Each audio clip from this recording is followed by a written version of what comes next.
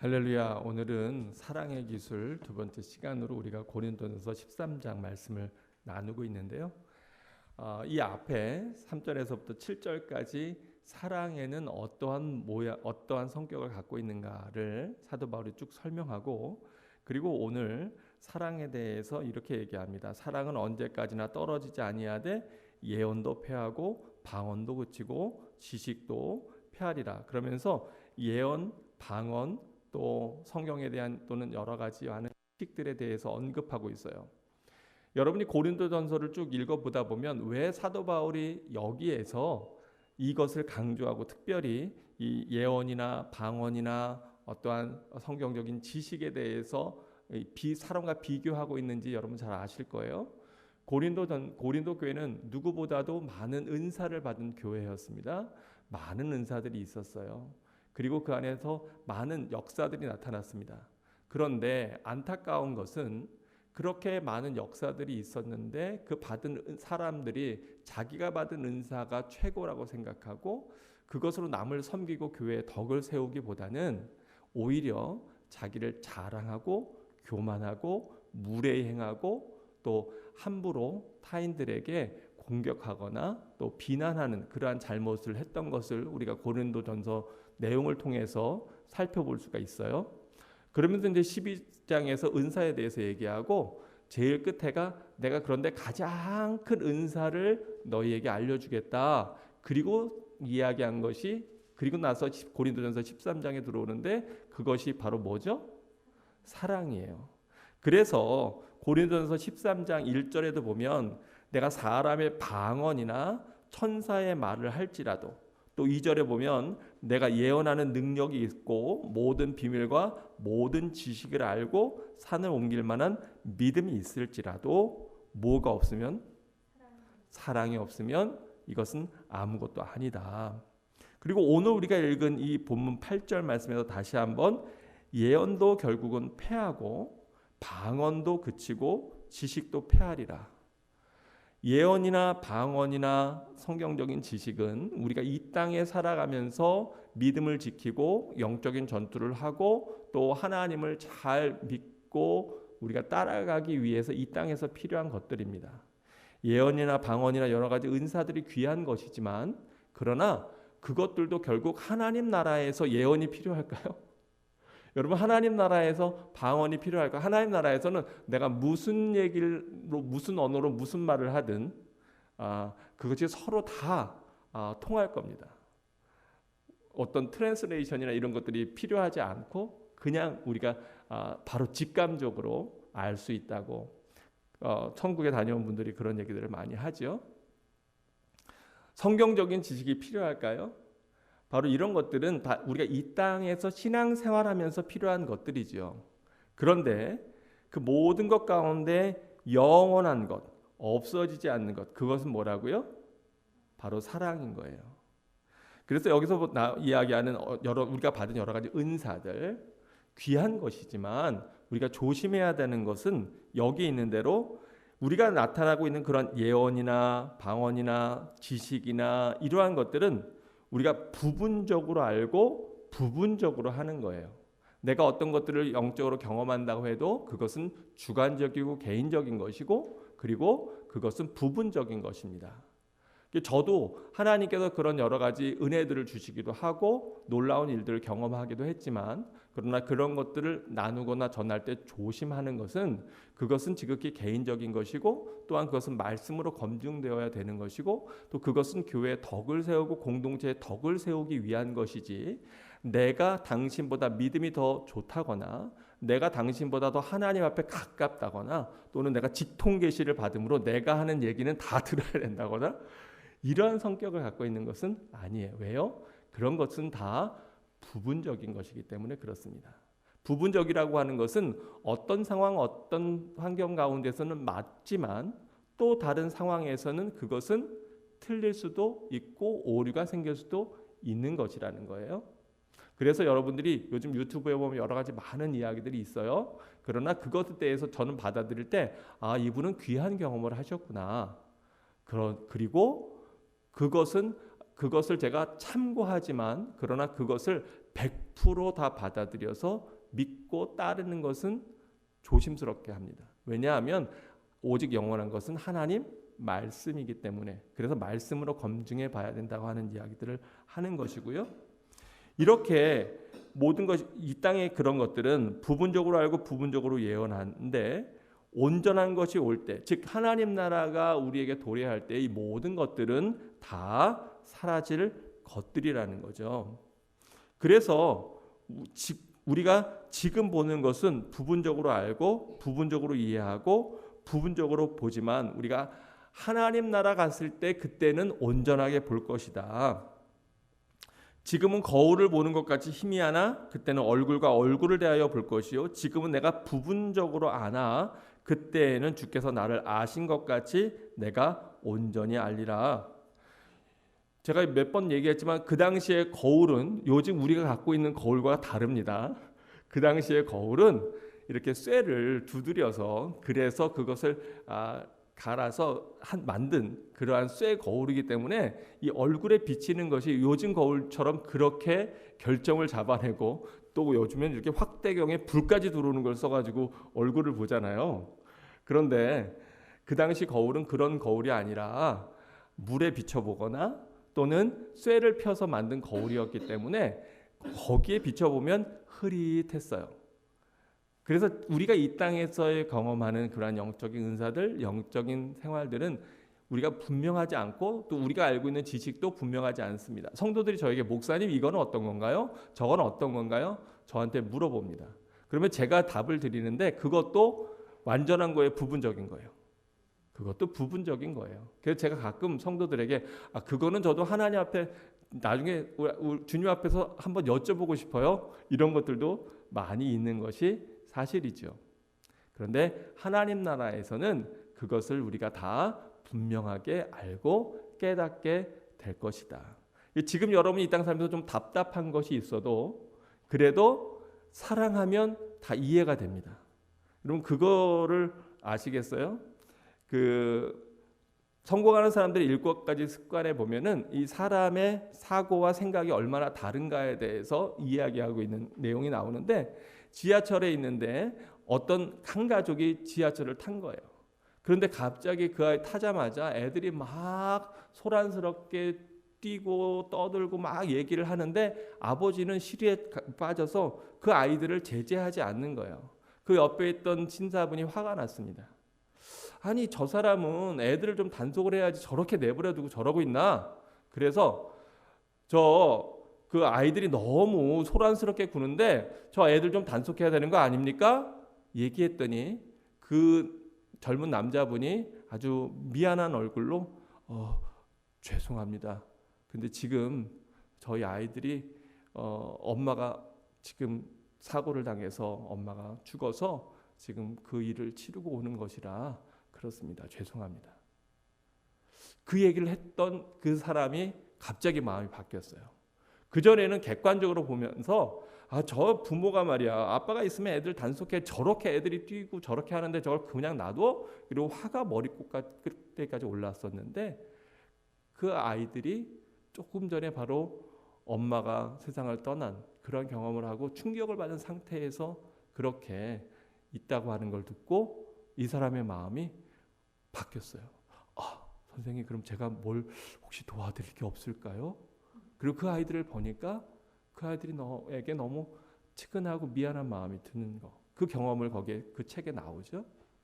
우리가 상대방을 얼만큼 아는가, 또 상대방을 얼만큼 사랑하는가에 따라서 우리의 이해의 정도가 달라지고 또 우리의 생각이 많이 바뀌어요. 이 세상에 엄청나게 악한 일들을 행한 사람들이 있는데, 그런데 어떤 교도관은 그 사람들의 이야기를 듣고 그들을 사랑하고 그들을 위해서 기도하면서 그 세상에서는 극악무도하다고 욕을 하고 죽여야 된다고 사형에 처해야 된다고 하는 그러한 사람들이었는데도 그 사람들에게 그리스도의 사랑을 증거하고 전해서 그들이 형장의 이슬로 사라질 때에는 하나님을 찬양하고 세상을 떠나는 그러한 글을 쓴 그러한 교도관도 있는 것을 우리가 알고 있죠. 우리가 얼마만큼 아는가에 따라서 그 상대방에 대한 이해가 달라지고요. 그리고 그 마음이 달라집니다. 여러분은 여러분의 부모님의 상황과 사정을 잘 알고 계신가요? 또 여러분은 여러분 남편의, 여러분 아내의, 여러분 자녀의, 또 여러분 이웃의, 여러분 교우들의 상황에 대해서 잘 아시고 계신가요? 우리가 서로 중보기도 시간에 그래서 서로 상황을 나누고 이야기하는 것은 바로 그렇게 우리의 사랑을 더 크게 하고 또 그 이해를 깊게 하고 집중적으로 또 정말 마음을 다해서 기도하기 위함이에요. 우리가 어떤 사람의 상황을 잘 깊이 알면 그럼 그 사람을 위해서 기도하게 되고요. 그리고 그 사람을 사랑하게 되면 그 사람의 모습이 훨씬 더 잘 이해된 상태로 보여집니다. 때로 우리 자녀들도 그래요. 우리의 자녀들도 우리가 이해가 안 될 때가 있어요. 저도 어떨 때 예전에는 쟤는 왜 저러는 거야? 이러고 막 화가 머리 꼭대기까지 오른 적이 있었어요. 그런데 나중에 그 상황을 자세히 알아보면 걔가 왜 그렇게 행동하고 걔가 왜 그렇게 말했는지에 대해서 이해하게 되고 시간이 지나고 나서 저한테 많이 필요했던 용기 있는 부분이 필요했는데 뭐냐면 미안하다고 이야기하는 거였어요. 왜냐하면 저희 세대는 부모님으로부터 미안하다, 내가 잘못했다 이런 걸 별로 듣지 못하고 자랐던 것 같아요. 그리고 그것이 당연하다고 생각했고 부모님이 혹시 잘못을 하셨다고 해도 그거를 따져 묻는 것도 자녀로서 참 외람된 모습이라고 느꼈고 아버지는 저희 아버지는 너무너무 저에게 너무너무 무서운 분이셨기 때문에 그렇게 하지를 되물을 수가 없었어요. 어떤 것에 대해서 억울함이 있다고 해서 그걸 하소연할 수도 없었고요. 그런데 이제 세대가 바뀌어서 우리 아이들은 더구나 이 캐나다에서 자라면서 뭐 저희 아이들이 그렇게 되바라지지는 않았지만 때때로 자기 주장이나 자기 입장을 얘기하거든요. 저한테 힘든 건 뭐였냐면 제가 잘못한 건 알아. 급히 공감하는 사람들이 있어요. 내가 잘못 말하고 내가 지나치게 화냈다는 건 알아. 그런데 그거에 대해서 사과하는 게 쉽지 않더라고요. 부모로서. 제 마음을 어떻게 아냐면 야, 지는 나한테 더 많이 잘못했거든? 뭘 그거 가지고 그래? 이런 반발심이 들기도 하고요. 작은 거 그거 하나 갖고 뭘 그래? 그거 갖고 마음 상하고 그러면 인생을 어떻게 살 거야? 이러면서 마치 제가 아이를 강하게 훈련시켜서 인생을 잘 살게 해주려고 하는 것처럼. 예. 근데 사실은 그럴 게 아니라 제 감정이 화가 나서 정말 훈육이 아니라 폭발하거나 화를 낸 적도 있거든요. 근데 사과하는 게 저한테는 참 쉽지 않았어요. 근데 그 상담하는 아내를 만나서 아내가 잘 중간에서 이렇게 윤활 역할을 해줘서 지금은 꽤 나름대로 하려고 애를 쓰는 것 같은데 저희 애들 눈빛을 보니까 별로 안 그런 것 같기도 하고. 네. 제가 하고 싶은 말은 뭐냐면 우리가 서로에 대해서 더 많이 이해할수록 더 많이 사랑하게 되고 또 더 많이 그 사람에 대해서 우리가 수용할 수 있는 수용력이 커진다고 하는 거예요. 사랑에는 놀라운 힘이 있어요. 그래서 지난번에는 사랑하니까 제가 굉장히 부지런해졌다. 아침에 일어나가지고 서대문에 있는 학교에 갔다가 그 동네 이름은 잊어버려도 하여간 강북의 저 반대편에 있는 아내 학교로 갔다가 그 다음에 서초동으로 데려다주고 그리고 다시 구로동에 있는 저희 집으로 오는 이 서울 시내를 네 방향으로 돌아다니는 걸 거의 6년을 했는데 대학원까지 그렇게 돌아다녀도 기운이 넘쳐요. 뭐 하니까? 사랑하니까. 근데 그러한 사랑은요 결혼하고 나서 몇 개월 후에 금방 분노로 바뀌더라고요.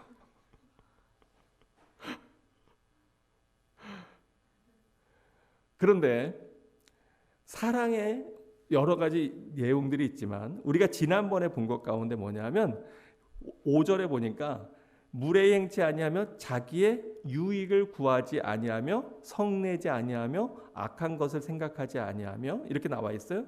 저는 여기에서 자기의 유익을 구하지 아니하며 사실 이거 돌아다니려면 얼마나 시간을 사용하고 또 얼마나 사실 피곤했겠습니까? 근데 또 그때도 그럼에도 불구하고 사랑하는 사람과 함께 있으니까 좋아요, 피곤해요? 좋아요. 좋아요. 그렇게 좋더라고요. 그리고요, 제가 그때 세차하는 아르바이트를 했거든요. 열심히 세차를 했어요. 그때는 제가 그래도 꽤 넉넉했습니다, 주머니가. 왜냐면 아침에 학교 가기 전에 차를 30대 닦았거든요. 네, 새벽에 3시 반에서 4시에 일어났습니다. 4년 내내, 대학교 다니는 내내 그걸 했는데, 그래서 돈 받아가지고 제가 그거 갖고 주로 어디다가 썼을까요? 네, 주로 아내랑 데이트하거나, 물론 학비에도 쓰고요. 했지만 제 용돈으로 썼지만 아내한테 선물을 사주는 게 아깝지 않더라고요. 근데 아까운 거 뭐가 아깝냐면 선물을 했는데 안 쓰는 건 좀 아까웠어요. 한 번은 아내 생일인데 비가 그렇게 오는데 그렇게 월급을 받아가지고 제 딴에는 뭐 제가 여자 화장품을 뭘 알겠습니까? 그러니까 이제 눈에 바르는 색조 화장품 뭐 24가지인가 뭐 하여간 색깔별로 엄청 많았어요. 쫙 있고 뭐 이렇고 뭐 꽤 고급 세트입니다. 이게 널쩍해요. 예. 그거를 이제 딱 꽤 비싼 돈, 그것도 꽤 이름 있는 거로 딱 사가지고는 이제 비가 오는데 우산도 없이 처량 맞게 아내가 그때는 뭐 전화기도 휴대폰도 없고 그러잖아요. 그러니까 이제 언제 올지도 모르고 계속 집 앞에서 기다리고 있는 거죠. 집 앞에도 또 어르신들 눈에 띌까봐 가까이서도 못 기다리고 멀리 딴 데에서 이제 한참을 기다리다가 아내를 만나서 이제 그거를 주고, 그리고 이제 제가 괜히 그때는 멋있어 보이고 싶어가지고 그걸 주고 한마디 말도 안 하고 획 하고 돌아서서 그냥 집으로 획 와버렸어요. 그때는 그게 멋있는 건 줄 알고 네, 아마 영화에서 봤는지 드라마에서 봤는지 모르겠지만 제가 뭘 얘기하고 싶냐면 주고 싶더라고요. 뭐라도 주고 싶더라고요. 사랑하면요 주고 싶어요. 나누고 싶어요. 저희 교회에도 그런 분이 계신 것 같아요. 뭐 저희를 그렇게 이뻐하고 사랑할 것도 없는데 그분이 뭐 제가 알기로는 그렇게 막 큰 여유 있고 넉넉하신 분도 아닐 텐데, 근데 그냥 뭐라도 있으면 기회가 되고 뭐 재료가 있으면 뭐라도 해서 주시고 싶어가지고 지난주에도 그냥 막 이만한 통에다가 국물 김치를 잔뜩 담아가지고 이게 주셨는데 감사해요. 왜 그럴까? 사랑해서 그런 거죠. 사랑하면 자꾸 주고 싶어요. 자꾸 주고 싶어요. 요즘에 제가 참 재밌습니다. 뭐가 재밌냐면 저는 주택에 살다가 지금 이제 타운하우스로 이사했잖아요. 근데 저희 타운하우스는 이렇게 다닥다닥다닥 붙어 있어서 그 단지 아래 134호가 살아요. 그러니까 굉장히 서로, 그리고 이제 바로 나오면 저희는 이제 차고가 따로 없기 때문에 주차장들이 앞에 쭉 있어요. 그러다 보니까 아침에 뭐 오가면서 사람들이 저희 집 앞으로 다니고 뭐 하고, 보통 일반 타운하우스는 이게 집에서 차 타고 나오니까 이웃하고 만날 일이 별로 없잖아요. 근데 이제 저희는 주로 이제 나오게 되고 보게 되고 그래요. 애들도 막 거기서 뛰어놀고 그래요. 그런데 지난번 이스터 때 저희가 좀 그리스도의 사랑을 좀 나누고 전할 방법이 뭐가 없을까? 그러다가 이제 다는 못 돌리고 저희랑 이렇게 인사하게 된 몇몇 가정들에게 이렇게 이제 작은 것들을 담아서 거기다가 이제 해피 이스터라고 써가지고 이렇게 나누게 되었습니다. 그냥 그랬는데요. 나중에 보니까 결산해 보니까요. 저희 집에 들어온 게 더 많아요. 어떤 분은 부침개를 붙여가지고 이렇게 부침개 여러 장 붙여가지고는 갖다 주기도 하고요. 또 어저께는 그 자기 집 앞에 쑥이 있대요. 그래서 그분은 자기가 다리가 아파서 다리가 퉁퉁 부어가지고 이게 걷기 힘든 분인데도 그 쑥을 따가지고는 그래서 이제 저희 전해 주셔서 아내가 한참 얘기를 했었고요. 또 지난번에 거기에 이제 넬리라고 하는 타이완에서 온 중국 분이 계셔요. 저희 옆에 저희는 78호인데 그분은 이제 80호예요.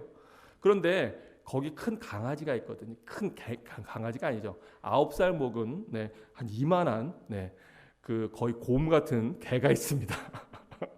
상당히 커요. 그런데 얼마나 점잖은지 나이가 9살 반인 마블이라고 하는 개라는데 혹시 궁금하시면 오세요. 네. 지난번에 이렇게 만났는데 아내가 갑자기 그 이제 장모님이 이렇게 가끔 딸이 아프니까 박스에다가 뭐 이런저런 것들을 보내주시는데 그때 한국에서 김이 왔었어요. 그 김을 좀 전해주고 싶다고 아내가 막 잘 뛰지도 못하는데 막 뛰어 들어갔는데 그 사이에 들어가셨어. 그래갖고 우리가 기회를 놓쳤다고 그랬는데 어저께인가요? 그저께인가요? 네. 그 마침 그분이 계신 거예요. 그래가지고는 반나서 김을 준 건 지난주였구나. 그래서 지난번에 그 김을 뭔가 주고 싶었는데 못 줬다고. 드라이드 씨비도 좋아하냐? 그러니까 좋아한대요. 그래서 그걸 여러 개도 아니고 그거 봉지 하나 갖다 줬어요. 그랬더니 고맙다고. 이분이 요즘에 한국의 위상이 얼마나 올라갔는지요. 네, 주위에 있는 분들이 한국말로 인사하는 분들이 많습니다. 감사합니다. 뭐 이러고 인사하고요. 그러시더라고요. 그러더니 어저께 만났는데 뭐 이렇게 저렇게 얘기를 하다가 그분이 이제 앞에 화단에 뭘 많이 키워요. 그러더니 이분이 갑자기 너 이거 있냐? 이거 냄새 맡아봐. 그러더니 민트도 주고 또 뭣도 주고 딸기도 주고 자기가 묘종으로 심었던 이것들을요 잔뜩 저희한테 앵겨주시는 거예요. 그리고 제가 어저께 하루 종일 농사일하느라 좀 바빴다는 거 아닙니까? 그거 다시 옮겨 심고 하느라고. 감사하죠. 행복하죠. 그런데 그 시작이 어떻게 된 거예요? 저희를 이렇게 누구 보면 자꾸 뭔가 주고 싶어. 뭐라도 생기면 자꾸 주고 싶어요. 근데 왜 그럴까요? 왜 그럴까요? 사랑하니까. 어떤 분은 그럴지 몰라요. 목사님 맨날 그렇게 자꾸 남 주다 보면 목사님은 언제 챙깁니까? 그런데요. 참 놀라운 건요. 오히려 하나님께서는 더 많이 부어주세요. 또 물론 여러분 제가 어떤 분들에게 무언가를 나눈다고 해서 그 사람이 그거를 반드시 꼭 그것이 저한테 돌아오는 건 아닙니다. 왜냐하면 정말 큰 사랑은 나한테 뭔가를 주기가 어려운 상황에 있는 사람에게 나누는 거잖아요. 만약에 내가 나한테 뭔가를 많이 줄 수 있는 사람에게 뭔가를 주는 거라면 이거는 투자겠죠. 혹시 결혼도 투자로 하는 분들 계십니까? 그런데 또 자녀도 투자로 키우시는 분들 없으시겠죠? 그런데 진짜 사랑은 나한테 뭔가를 줄 수 없는 사람에게 나눈 그런 거겠죠. 그리고 또 내가 어떤 경우에는 그 사람에게 많이 퍼주었어요. 근데 그 사람으로부터는 아무것도 받지 못하는 경우가 있어요, 없어요? 있어요. 네, 그럴 수 있어요. 그런데 놀라운 건 주면서 누가 기뻐요? 내가 기쁘고 즐거워요. 그리고 또 그렇게 세상이 서로 나누다 보면 나도 모르게 또 다른 많은 사람들로부터 저도 많이 받게 되는 거죠. 오늘 말씀해 보니까 15절 말씀에 자기의 유익을 구하지 아니한다. 정말 사랑하면 우리가 자기의 유익을 구하지 않아요. 제가 예전에는요, 제가 자랄 때는 저희는 아들 삼형제였기 때문에 전투적으로 먹었습니다. 뭔가 맛있는 게 있으면 빨리 내 입으로 들어가야 돼요. 근데 이게 습관이 돼가지고 어른이 되고 결혼이 돼서도요, 뭔가 있으면 저는 일단 제 입으로 들어갔었어요. 그런데 아이들이 생기니까 어떻게 되냐면 아내한테 물어봐요. 이거 애들 먹을 건가? 그래서 아내가 애들 먹을 거예요. 그러면 제가 안 먹게 되더라고요. 그리고 애들이 그거 안 먹을 거예요. 그러면 제가 이제 그 다음에 맛있게 먹고 네, 이렇게 되는데 남을 먼저 생각하게 되고요. 또 사랑을 베풀게 돼요. 그런데 때로는 내가 사랑을 주었지만 사랑을 못 받는 경우 있어요, 없어요? 남편에게 많은 사랑을 주었어요. 그런데 남편으로부터는 그렇게 사랑을 받지 못하는 경우 있어요. 부모님에게, 자식에게, 친구에게, 주변에 많은 사랑을 주었지만 그러나 때로는 내가 생각했던 것만큼, 내가 기대했던 것만큼 내가 돌려받지 못하는 경우 분명히 있어요. 그래서 어떤 사람들은 마음이 다치고 그리고 혼자서 지내기를 원하고 혼자 생활하는 것을 서로, 그래서 뭐가 생겨요? 안 주고 안 받아. 나는 사람들하고 엮이는 거 아주 딱 질색이야.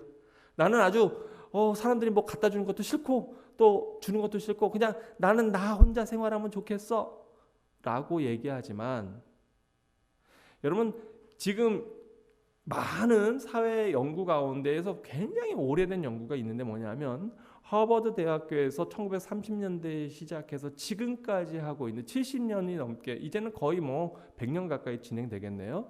진행되고 있는 하버드 대학교 안에 있는 행복연구소에서 하는, 그 당시에 하버드에 다니고 있는 재학생들 250명과 보스턴에 있는 가장 가난하고 어려운 가정의 아이들을 계속해서 연구해온, 그래서 지금 그 연구 책임자가 4번째 바뀌었고요. 몇 년 전에 2016년도인가 그 테드라고 하는 거 제가 즐겨 보는데, 그 테드에서 그 총 책임자가 과연 사람이 행복해질 수 있는 방법이 뭔가에 대해서 강연한 것이 있어요. 테드 강연이. 혹시 궁금하시면 저한테 얘기하면 제가 카톡으로 보내드리겠습니다.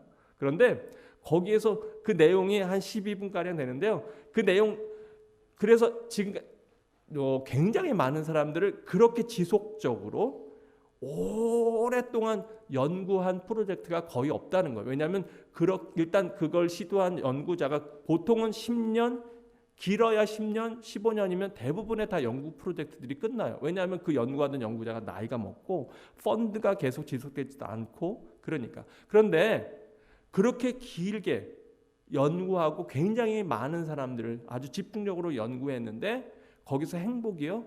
물질이 아닙니다. 또 행복이 사회적인 어떤 여건이나 교육의 여건이 아니었어요.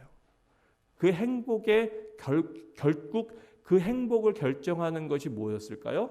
그게 뭐냐면 저 관계. 어떻게 알았어요, 집사님은? 아, 그렇구나. 예, 맞아요. 예, 딴 게 아니에요. 관계. 그러니까 거기에서 얘기하는 게 뭐냐? 고립되지 마라. 혼자가 되지 마라. 그런데 그 관계가요, 문어발식 많은 관계를 얘기하는 것이 아니라 작은 수라도 깊은 친밀한 관계를 유지하는 것이 건강으로도 정서적으로도 여러 가지 면에서 좋고 행복 지수가 훨씬 더 높다는 거예요. 그 사람이 많이 가지고 있든 적게 가지고 있든. 여러분, 근데 그 관계를 이어주는 가장 기본 요소가 뭘까요? 바로 우리가 오늘 나누고 있는 사랑이라고 하는 거예요. 그런데 때로는 믿는 도끼에 발등 찍힌다는 말이 있어서 주변에 아무도 믿기 어려운 사람, 어릴 때 뭔가 불신의 마음이 들어간 사람은, 또 그러한 불신의 경험을 많이 한 사람은 관계를 잘 형성하기가 쉬울까요? 어려울까요? 어려워요. 저 같은 사람은 이렇게 누군가를 보면 그냥 다 이뻐요. 다 좋아. 그리고 그냥 다 좋은 사람 같아. 일단 다. 근데 또 어떤 경우에는 상대방이 사실 세상에 좋은 사람만 있나요? 사실은 다 좋은 사람인데 사단이 뒤에서 나쁘게 만들죠. 그죠? 네. 그래서 나에게 해를 끼치는 사람도 있을 수 있어요. 나에게 어려움을 주는 사람도 있어요. 그래서 어떤 사람들은 상대방에 대해서 그런 경험들을 많이 한 사람들은 아무래도 경계하거나 조심하게 돼요. 이민사회에서는 더 그런 경우들을 많이 경험하게 되죠. 그리고 또 때로는 정말로 부모로부터 사랑을 못 받는 관계도 있을 수 있어요. 주변에 있는 사람들로부터 사랑을 못 받는 경우도 있을 수 있어요. 심지어는 교회 공동체 안에서도 때로는 내가 사랑을 못 받나 이런 마음이 들 때도 있을 수 있어요. 그걸 제일 많이 느끼는 사람이 아마 목사일 거예요. 왜냐하면은요, 예배 끝나고 보면은 표현이 조금 아이들 표현인데 자기들끼리 놀아. 많은 경우에 많은 경우에 예전에 그런 적이 있었어요. 교회에서 목사님 생일 축하를 해주는 거, 생신 축하합니다. 생신 축하했어요. 그랬는데 나중에 이제 케이크를 먹는데 다른 사람들은 다 끼리끼리 자기들끼리 앉아서 먹고 나만 혼자 덩그러니 큰 소파에 앉아서 혼자 먹고 있어. 왜요? 왜냐 목사님은 알아요. 저도 이게 가까이 하기엔 너무 당신 조금 그런 것이 있어서 성도들이 좀 조심스러워 그런 거 아는데, 네. 제 얘기는 교회 공동체 안에서도 때로는 소외감을 느낄 수도 있다고요. 그런데 더 중요한 건 우리를 정말 사랑하시는 분이 계시다는 거예요. 그렇게 많은 잘못을 했는데도 불구하고 오늘도 또 우리한테 속아주시는 분이 있다는 거예요. 여러분 아까 어떤 기도를 드리셨어요? 지난 한 주간 어떻게 사셨어요?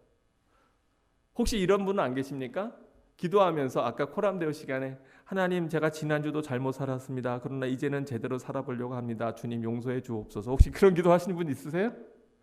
하나님이 또 속으실 거예요. 왜냐하면 다음 주도 또 나는 뭔가 잘못 하나님 마음에 하나님 보시기에 합당하지 않은 잘못을 행할 수 있거든요. 네. 그런다는 게 아니라 그럴 수 있다는 거니까 오해하지 마세요. 네. 그런데 그럼에도 불구하고 하나님은 우리를 이미 용서하셨다고 저는 믿어요. 이 세상에서 사랑받지 못해도, 이 세상에서 외면당해도 그래도 누군가 나를 끝까지 믿어주는 한 분이 있다면 그러면 그 사람 세상을 포기하지 않아요. 바로 그 한 사람이 한 분이 없어서 많은 사람들이 생명을 포기하기도 하고 절망하기도 해요.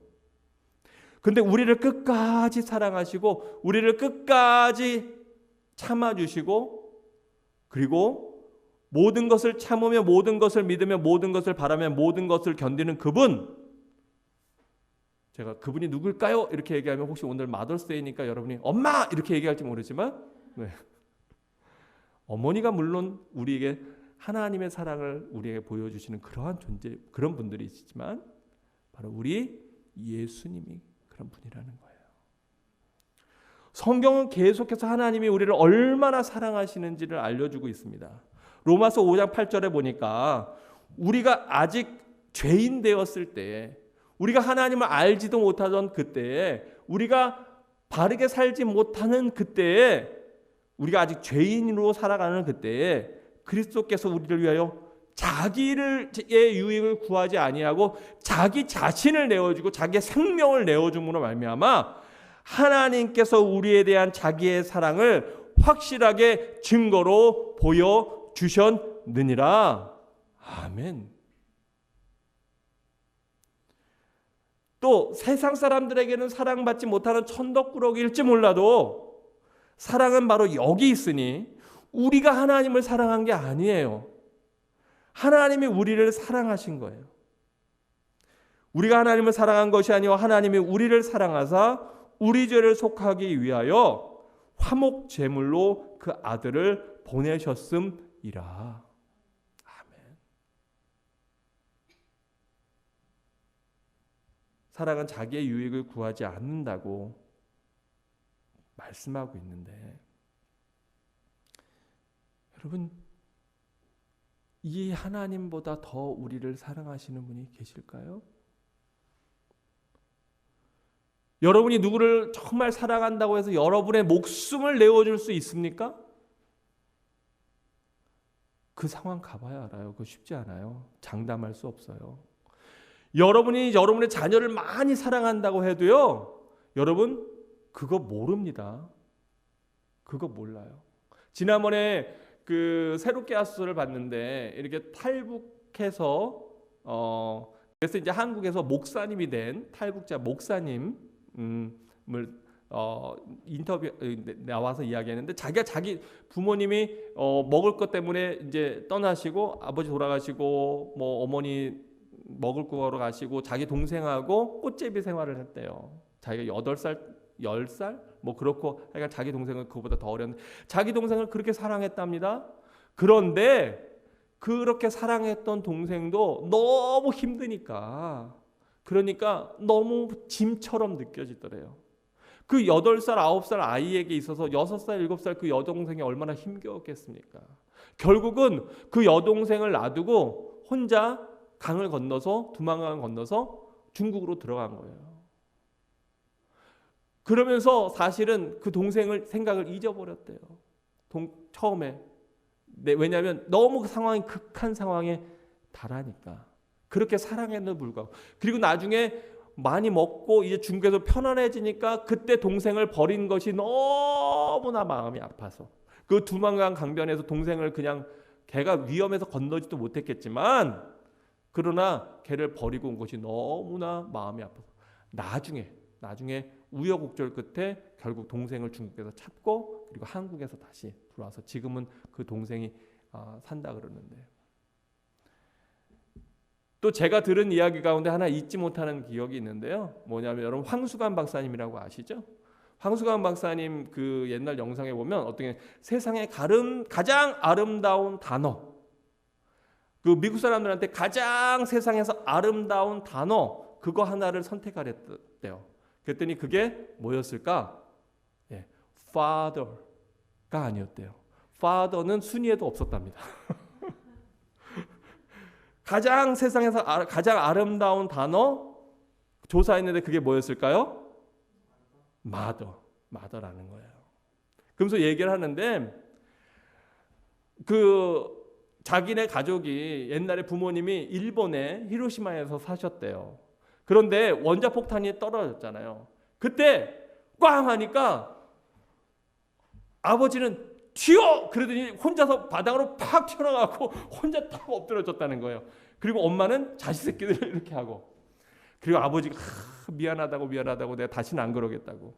그랬었는데 이제 한국에 와서 6.25 때 갑자기 폭격기가 뜨고, 그리고 기관총이 다다다다다 피난 행렬에 꼈는데 다다다다다다 하니까 아버지가 또 뛰어! 그러더니 아버지 혼자 보찜 메고 이렇게 농로라 그러나요? 거기로 혼자 아버지 폭 뛰어서 도망가고, 그리고 엄마는 새끼들을 그냥 자기 치마폭에 끌어안고 그랬다고. 그리고 나서 아버지가 내가 다시는 그러지 않으리라 그랬다고 하는데 그 아버지는 하여간 위험이 오면 혼자 도망가고 엄마가 계속 안았다고. 그래서 한참 웃었어요. 엄마의 사랑이 그러지요. 자기의 유익을 구하지 않아요.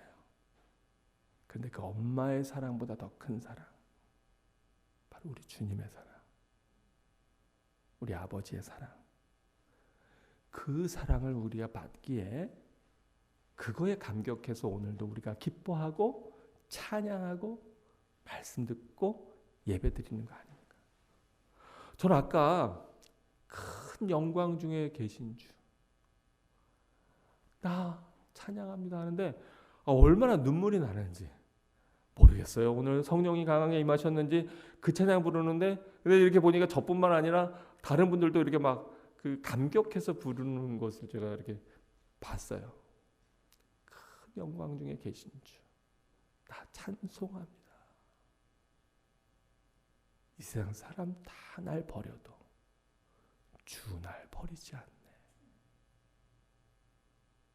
때때로 우리가 깊은 고민 가운데, 고통 가운데, 괴로움 가운데, 쉬는 가운데 있는 바로 그 순간에도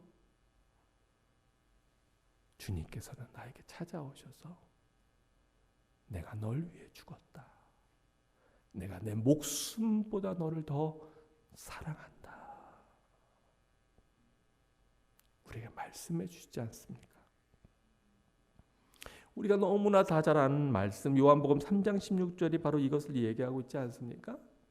하나님이 세상을 사랑하셨는데 얼만큼 사랑하셨냐면 하나밖에 없는 자기의 아들 독생자 예수 그리스도를 우리에게 죽음의 자리로 내어주기까지 우리를 사랑하셨으니, 이는 그를 믿는 자마다 지옥불에 멸망하지 않고, 세상의 악으로 말미암아 멸망하지 않고, 낙심으로 외로움으로 근심으로 멸망하지 않고, 고통으로 멸망하지 않고, 바로 영원한 생명을 얻게 하기 위해서 우리에게 우리를 이렇게 사랑하신다고 말씀하고 있지 않습니까? 그러면서 17절 말씀, 하나님이 그 아들을 세상에 보내신 것은 세상을 심판하려 하심이 아니요 오히려 예수 그리스도로 말미암아 세상을 구원받게 하려고 하심이라. 아멘. 우리가 그 주님의 사랑을 알게 되면 그러면 때때로 믿는 사람에게 발등 찍혀도 믿어주는 길을 택해요. 때때로 우리가 배신당할 걸 알아도 그럴 수 있다는 가능성이 있다는 걸 알아도 그래도 사랑하게 돼요. 내가 손해라는 걸 알아도 나의 유익을 구하지 않고 나눌 수 있게 되더라고요. 요한일서 4장 11절 12절은 우리에게 이렇게 말씀합니다. 사랑하는 자들아 하나님이 이같이 우리를 사랑하셨은즉 우리도 서로 사랑하는 것이 마땅하도다. 오늘 여러분이 예배에 나온 것도 바로 우리 하나님을 사랑하고 교회를 사랑하고 목사님을 사랑하기 때문에 이 자리에 나온 것을 제가 압니다. 그 사랑 때문에 일찍 와서 준비하고 섬기고 먼 거리를 차를 타고 달려와서 함께 예배를 드리고 우리가 주님을 예배하고 찬양하며 또 그 사랑을 증거하고 전하고 나누는 것 아닙니까? 어느 때나 하나님을 본 사람이 없으되 만일 우리가 서로 사랑하면 하나님이 바로 우리 안에 거하시고 그의 사랑이 우리 안에 온전히 이루어지느니라. 오늘 마더스데이 엄마의 사랑만 생각해도 우리에게 눈물이 나오고 우리의 마음이 따뜻해지는데 그 엄마의 사랑보다 더 큰 아가페 사랑, 무조건적인 사랑, 그저 늘 당하시는 하나님, 그저 늘 우리에게 모든 것을 퍼주시고 부어주시는 그 하나님의 사랑, 그 사랑을 경험하면 그리고 그 사랑을 경험한 사람, 우리들이 해야 할 일이 무엇입니까? 때로는 배신당해도 때로는 서운함을 느껴도 때로는 속상해도 우리가 나가서 사랑하고 증거하고 나누고 전하는 거 아니겠습니까? 여러분, 사랑은 반드시 이깁니다. 우리가 사랑이 이기지 못하는 이유는요, 사랑하다가 말기 때문에 그래요. 끝까지 사랑하면 사랑이 이깁니다. 아니 때로 이 땅에서는 그 결판을 못 볼지도 몰라요. 그런데 분명히 믿는 건 끝까지 사랑하면 반드시 이깁니다. 하나님 나라에서는 반드시 하나님이 그 눈물을 닦아주시고 또 그 사랑을 하나님이 보답해 주시고 채워주시고 또 하나님께서 인정해 주실 것입니다. 로마서 8장 35절부터 보면 제가 너무나 좋아하는 말씀이 나와요. 그러기에 우리가 이렇게 엄청난 사랑을 받았기에 누가 우리를 그리스도의 사랑에서 끊으리요? 환난이나 곤고나 박해나 기근이나 적신이나 위험이나 칼이랴. 그리고 36절에 나오는 것은 우리가 때로 그 당시의 사람들은 예수 그리스도를 믿는 것 때문에 많은 고통을 겪었어요. 우리가 종일 주를 위하여 죽임을 당하게 되며 도살당할 양같이 여김을 받았지만 즉 예수 그리스도를 믿기 때문에 예수 그리스도를 사랑함으로 말미암아 죽음의 위험에 처하는 경우가 너무나 많지만 우리는 감히 이 고백을 하기도 어려운 편안한 세상에 살잖아요. 그러나 사도 바울은 그 당시 예수님을 사랑한다고 고백하면 죽임을 당하는 시대에 살았잖아요. 그러나 이 모든 일에 우리가 어떻게 이겨요? 우리를 사랑하시는 이로 말미암아 그 풍성한 사랑, 세상에 감당할 수 없는 사랑, 내 부모가 주신 사랑보다도 훨씬 더 큰 사랑, 비록 내 부모는 나를 버렸을지라도 비록 부모에게는 사랑을 못 받은 사람이 있을지라도 바로 그 예수 그리스도의 사랑으로 말미암아 우리가 넉넉히 이기느니라. 아멘. 아멘. 사랑은 이깁니다. 끝까지 사랑하면 이깁니다. 여러분, 배신당해도 끝까지 사랑하면 그 사람의 마음을 얻지는 못할지 모르지만 하나님의 은혜로 말미암아 이 세상에서의 우리가 미움과 다툼과 분냄을 이길 수 있습니다. 그래서 뭐라고 얘기합니까? 내가 확신하노니 사망이나 생명이나 천사들이나 권세자들이나 현재일이나 장래일이나 능력이나 높음이나 기쁨이나 다른 어떤 피조물이라도, 우리 다 함께 크게 한번 읽어볼까요? 시작. 우리를 우리 주 그리스도 예수 아래 있는 하나님의 사랑에서 끊을 수 없으리라. 하나님의 사랑에서 끊을 수 없으리라. 다시 한번, 하나님의 사랑에서 끊을 수 없으리라. 아멘. 이 세상의 그 어떤 악도, 이 세상의 그 어떤 완악함도 우리를 그리스도의 사랑에서 끊을 수 없으리라. 이 사랑을 마음에 깊이 담고 풍성히 담고 오늘도 세상으로 나아가서 세상을 많이 사랑하는, 우리 사랑하는 모든 성도들 되시기를 주의 이름으로 축원합니다. 기도하겠습니다.